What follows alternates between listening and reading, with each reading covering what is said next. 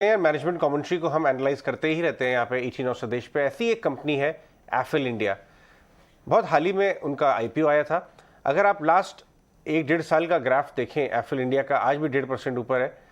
तो ये जो 1100 रुपये का भाव आप देख रहे हैं, ये एक्चुअली स्प्लिट बोनस के बाद है, एडजस्ट कॉर्पोरेट एक्शन है इसके अंदर। तो एक्चुअली ये बहुत अच्छा वेल्थ क्रिएटर बन चुका है। 50% मार्जिन ग्रोथ की बात कर रहे हैं, high and growth global markets में। तो जो इन्होंने प्लेटफॉर्म 2.0 बनाया है, इसके बारे में उन्होंने एनालिस्ट मीट में क्या कमेंट्री दी है, उसकी आपको एक झलक सुनवाते हैं। आइए मैनेजमेंट से सुनते हैं। जी, मैं ये कहना चाहूँगा कि हमारी कंपनी ने 2021 में अपनी टीम, अपने प्रोडक्ट्स, प्लेटफॉर्म्स, पेटेंट्स और अपनी स्ट्रैटेजीज की जो फाउंडेशन बनाई है as Affle 2.0 consumer platform stack, right from our company culture to the strategy to the core tech platforms, how to transform ads into recommendations, and how all the platforms are coming together in a synchronized manner with a common culture, strategy guiding our execution. ये बहुत ही unique capability के साथ हम 2022 में enter कर रहे हैं। और हमने अपना इन्वेस्टर्स डे दिसंबर में इसीलिए रखा था कि we let's us demonstrate as much progress as possible through the year 2021 and उसको फिर आगे 22 के लिए कैसे फाउंडेशन बना के हम आगे ले जा रहे हैं, उसके लिए एक बड़ा क्लियर कन्विक्शन और कॉन्फिडेंस है हमारी टीम में। और इस बार इन्वेस्टर्स डे पे टॉप 8 लीडर्स कंपनी के, हमारे जो टेक एंटरप्रेन्योर लीडर्स हैं, CEOs हैं, CTO हैं, chief of data and platforms हैं, वो सारे लोग इकट्ठा आके उन्होंने पहली बार इन्वेस्टर्स और एनालिस्ट के साथ डीप एंगेजमेंट 3 घंटे की करी। एंड आई थिंक ये एक बड़ा स्ट्रॉन्ग कन्विक्शन दिखाता है कि टीम टुगेदर है, प्रोडक्ट्स और प्लेटफॉर्म एक अच्छी तरह से इकट्ठे आके वर्क कर रहे हैं।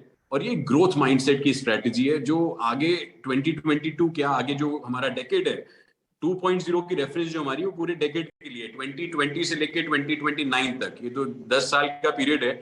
इस स्ट्रेटजी के लिए हमने बड़ी सॉलिड फाउंडेशन बनाई है जिसको कंज्यूमर प्लेटफॉर्म 2.0 स्टैक की तरह से हमने प्रेजेंट किया कल।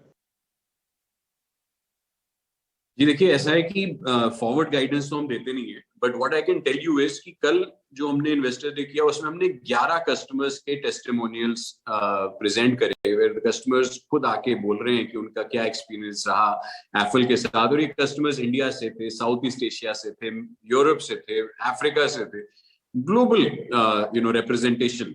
उससे ये समझ में आता है कि एफिल का जो बिजनेस है वो बड़ी स्ट्रांगली एंकर्ड है अक्रॉस इमर्जिंग मार्केट्स। इंडिया हुआ, साउथ ईस्ट एशिया की इमर्जिंग मार्केट्स है, मिडिल ईस्ट अफ्रीका की हैं, या कुछ डेवलप मार्केट्स में भी हमारे इनरोड्स काफी स्ट्रांग हैं कुछ वर्टिकल्स को लेके। तो हमारी जो स्ट्रैटेजी के 2 V's हैं, पहला तो है वर्टिकलाइजेशन, उसका एक बड़ा स्ट्रांग आधार बनता है कि अक्रॉस इंडस्ट्री वर्टिकल्स कस्टमर्स आके खुद बोल रहे हैं कि we see the returns they are getting, the life time value they are deriving from the users जो एफिल के थ्रू आते हैं, वो बहुत ही सुपीरियर है।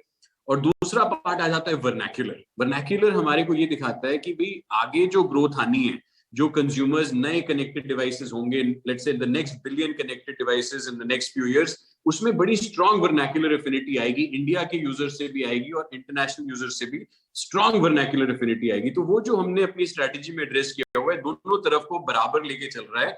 एक तरफ एडवर्टाइजर्स को हम ज्यादा वैल्यू दे पा रहे हैं वर्टिकलाइजेशन से, और दूसरी तरफ हम कंज्यूमर्स को एक अच्छा एक्सपीरियंस दे पा रहे हैं उनकी वर्नैक्युलर एफिनिटी में। तो ये दोनों एंकर करते हैं हमारे लॉन्ग टर्म जो टेल विंड्स हैं हमारे मैक्रो फैक्टर्स के, कि भाई ग्रोथ कहां से आएगी। ज्यादा से ज्यादा कंज्यूमर्स अपने डिवाइस पे ट्रांजैक्ट कर रहे हैं, उसकी फ्रीक्वेंसी और वॉल्यूम और एवरेज वैल्यू ऑफ ट्रांजैक्शन जो इंक्रीज हो रहा है। एडवर्टाइजर्स की तरफ से अक्रॉस इंडस्ट्री वर्टिकल्स ज्यादा से ज्यादा बजट डिजिटल की तरफ जाएगा। मेरा मानना है अगले 3 साल में हर एक इमर्जिंग मार्केट पे वर्ल्ड में 50% से ज्यादा बजट डिजिटल पे स्पेंड कर रहे होंगे अपना एडवर्टाइजर्स अक्रॉस वर्टिकल्स। तो ये बहुत ही स्ट्रांग इंडस्ट्री के लिए हमारी ग्रोथ ट्रेंड रहेगा, मल्टी ईयर ग्रोथ ट्रेंड रहेगा for all players in this industry. जी देखिए, पेटेंट्स एक बहुत इंपॉर्टेंट फैक्टर होता है जो कंपनी के डीएनए को रिफ्लेक्ट करता है, कल्चर को रिफ्लेक्ट करता है। और हमने बड़ा स्ट्रांगली मेंटेन किया है कि right from me as a leader, we are a team of techies, a tech entrepreneurial leadership team. और उससे ये निकल के आता है कि हम नए इनोवेशंस और इन्वेंशंस करते रहेंगे। So we are innovators and inventors first, then we are entrepreneurs. और वो एक इस चीज पे आधारित है कि अगर आप 2005 में कंपनी शुरू हुई थी, 2005 में पेटेंट्स फाइल हुए, और 2021 की जब बात कर रहे हैं तो हमें दिखता है कि भाई 20 पेटेंट कंपनी फाइल कर चुकी है ऑलरेडी अक्रॉस ज्यूरिसडिक्शन, जिसमें 6 पेटेंट्स तो ग्रांट हो चुके हैं, और वो ग्रांट भी हुए यूएस पेटेंट ऑफिस, जो सबसे डिफिकल्ट पेटेंट ऑफिस है वहां पे ग्रांट करना, और सबसे वैल्यूबल। जो पेटेंट आपको यूएस में मिलता है उसकी वैल्यू बहुत ज्यादा है, और बहुत टफ होता है वो अचीव करना।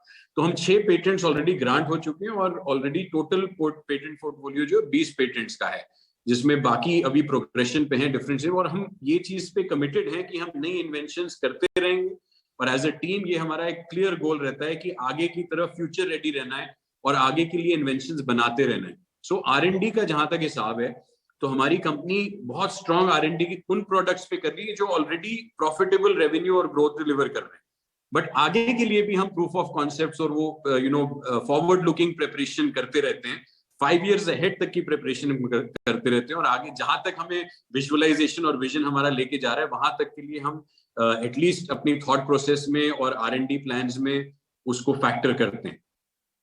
Alright, very interesting conversation. Anuj Khanna, आप मैनेजमेंट को सुन रहे थे एफएल इंडिया के।